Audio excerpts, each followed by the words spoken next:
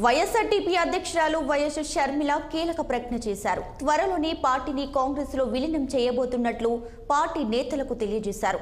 హైదరాబాద్ లోని lotus pond లో అందుబాటులో ఉన్న పార్టీ ముఖ్య నేతలతో భేటీ అయిన షర్మిల విలీన అంశంపై క్లారిటీ ఇచ్చినట్లు తెలుస్తుంది. కాంగ్రెస్ నుండి ఆహ్వానం అందిందని, త్వరలోనే ఆ పార్టీతో కలిసి ప్రయాణం చేయబోతున్నట్లు షర్మిల ప్రకటించారు. ఈ నేపథ్యంలో రేపు రాత్రి షర్మిల ఢిల్లీకి వెళ్లబోతున్నారని పార్టీ వర్గాలు చెబుతున్నాయి. ఎల్లుండి ఢిల్లీలో పార్టీని కాంగ్రెస్ లో విలీనం చేయబోతున్నారు షర్మిల.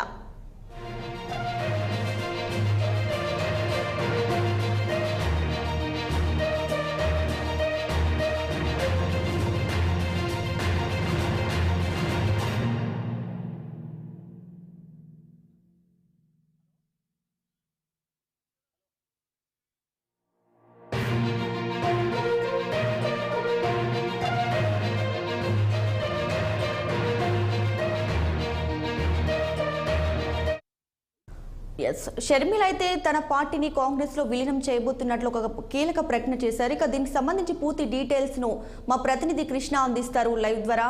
కృష్ణ, చెప్పండి, షర్మిల తన పార్టీని అయితే కాంగ్రెస్ లో విలీనం చేయబోతున్నట్లు కొన్ని వార్తలు వస్తున్నాయి. ఈ వార్తలో వాస్తవం ఎంత ఉందంటారు?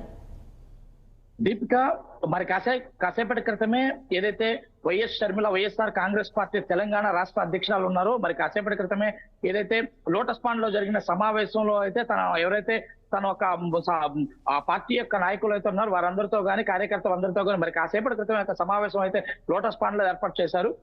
ఈ నేపథ్యంలో అయితే షర్మిల అయితే ఏదైతే ఆంధ్రప్రదేశ్ కాంగ్రెస్ పార్టీ యొక్క ఏదైతే ఉన్నావో ఇటు పగ్గాలు తీసుకోవడానికి కానీ ఇటు కాంగ్రెస్ పార్టీలో చేరడానికి కూడా లైన్ క్లియర్ అయిపోయిందని చెప్పాలా. మరి కాసేపటి క్రితం ప్రకటన అయితే చేసేసారు. రేపు 4వ తారీఖు ఢిల్లీలో రాహుల్ గాంధీ అండ్ మల్లికార్జున ఖర్గే సమక్షంలో అయితే కాంగ్రెస్ పార్టీలో చేరుతున్నట్లు, దాంతో పాటు ఏదైతే వైఎస్ఆర్ కాంగ్రెస్ పార్టీ తెలంగాణ పార్టీని కాంగ్రెస్ పార్టీలో విలీనం చేస్తున్నట్లు కూడా మరి కాసేపటి క్రితం అయితే మనకి మీడియా ముఖంగా అయితే తెలిపినట్లయితే మనం చూస్తూనే ఉన్నాం. గత కొంతకాలంగా తీసుకున్నట్లయితే వైఎస్ షర్మిల అయితే ఇప్పుడు తెలంగాణ ఎన్నికల ముందు కూడా కాంగ్రెస్ పార్టీతో మంతనాలు జరిగిన విషయం అయితే మనకు తెలుసు. అదే విధంగా అక్కడ ఏదైతే తెలంగాణలో ఉన్నటువంటి కాంగ్రెస్ పార్టీలో అప్పుడే విలీనం చేస్తాం అనుకున్నటువంటి షర్మిల దానికి కొంత అనివార్య కారణాల వల్ల అయితే దాన్ని విలీనం చేయకుండా ఆపుకొని వచ్చారు. మళ్ళీ తర్వాత రాబోయే ఆంధ్రప్రదేశ్ లో జరుగుతున్న ఎన్నికల దృష్ట్యా అయితే మళ్ళీ మంత్రాలు జరగటం అయితే చూశాను. ఈ నేపథ్యంలో రేపు ఢిల్లీలో జరగబోయే 4వ తారీఖు జరగబోయే సమావేశంలో అయితే రాహుల్ గాంధీ ఇటు మల్లికార్జున ఖర్గే సమక్షంలో కాంగ్రెస్ పార్టీని ఏదైతే తెలంగాణ కాంగ్రెస్ పార్టీని జాతీయ కాంగ్రెస్ పార్టీలను విలీనం చేయబోతున్నారు. ఈ సందర్భంగా చూసుకున్నట్లయితే కాంగ్రెస్ పార్టీ కూడా గత పలు దఫాలుగా అయితే వైఎస్ షర్మిలతో కానీ వాళ్ళ భర్త అనిల్తో కానీ కొన్ని డిమాండ్స్ అయితే ప్రధానంగా పెట్టినట్లయితే మనం చూస్తా ఉన్నాం. 3 డిమాండ్లు అయితే ప్రధానంగా షర్మిల భర్తకైతే కాంగ్రెస్ పార్టీ అధిష్టానం అయితే చెప్పినట్లుగా మనకు కనబడుతుంది. మొదటిగా అయితే కాంగ్రెస్ పార్టీలో విలీనం చేసిన తర్వాత ఏఐసిసిలో పదవి తీసుకోవటం ఒకటి. 2 వచ్చేసి ఇటు కర్ణాటక నుంచి కానీ ఇటు లేకపోతే ఇటు తెలంగాణ నుంచి కానీ రాజ్యసభ ఆఫర్ చేస్తాం. ఆ ఆఫర్ చేసిన తర్వాత రాజ్యసభకి వెళ్ళిన తర్వాత అప్పుడు పార్టీలో చేరటము ఒక పద్ధతి.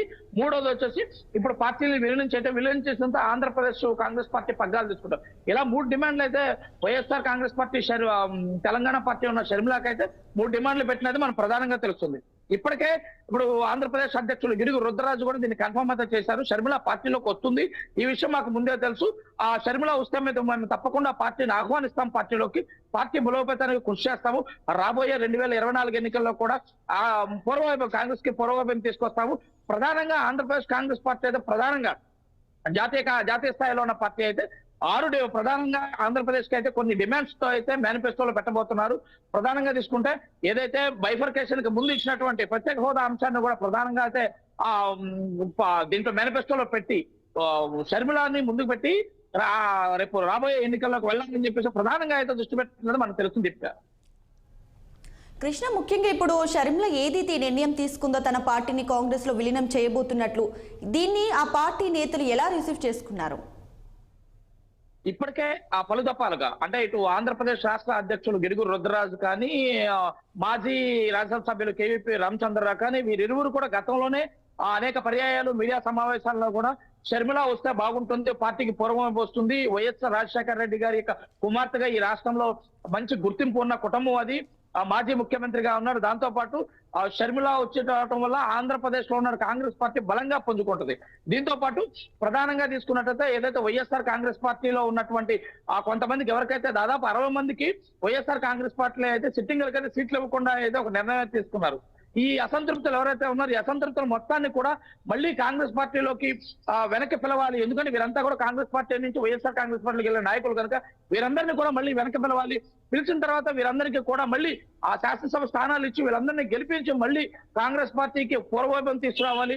అవన్నీ రావాలి అంటే వైఎస్ షర్మిల పార్టీలోకి వస్తే బాగుంటుందని చెప్పేసి దాదాపుగా ఆంధ్రప్రదేశ్ లో ఉన్నటువంటి కాంగ్రెస్ నాయకులు కానీ ఇటు తెలంగాణలో ఉన్నటువంటి నాయకులు కానీ షర్మిల రాకనైతే స్వాగతం అయితే చెప్తున్నట్లు మనకి ప్రధానంగా అయితే అందుతున్న సమాచారం. Thanks for the updates Krishna.